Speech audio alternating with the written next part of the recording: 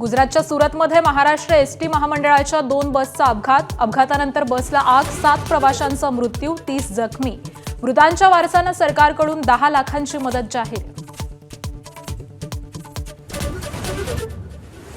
ठाण्यात एकनाथ शिंदेंच्या उपस्थितीत छत्रपती संभाजीनगरमधील आमदारांसोबत बैठक. जिल्हा मध्यवर्ती बँकेच्या निवडणुकीसंदर्भात चर्चा झाल्याची एकनाथ शिंदेंची माहिती, तर अब्दुल सत्तारांना महायुतीचे नियम पाळण्याच्या सूचना. विधान परिषद निवडणुकीत कोकणातील महायुतीतील बंडखोरी शमवण्यास यश. शिवसेना आमदार महेंद्र दळवींची कन्या उमेदवारी अर्ज माघारी घेणार. राष्ट्रवादीचे अनिकेत तटकरे महायुतीचे उमेदवार राहणार. राज्यात मान्सूनपूर्व पावसाची शक्यता. मुंबई, ठाणे, कोकण, मध्य महाराष्ट्रासह विदर्भात पावसाच्या सरी बरसणार, तर मान्सून 2 दिवसात केरळमध्ये दाखल होण्याचा अंदाज.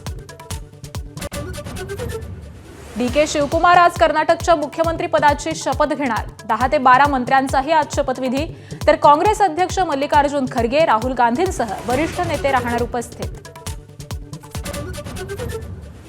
कॉक्रोच जनता पार्टीच्या आंदोलनात लडाखचे सोनम वांगचुक सहभागी होणार. 6 जूनला दिल्लीतील जंतर मंतरवर अभिजित दिपकेंची आंदोलनाची घोषणा.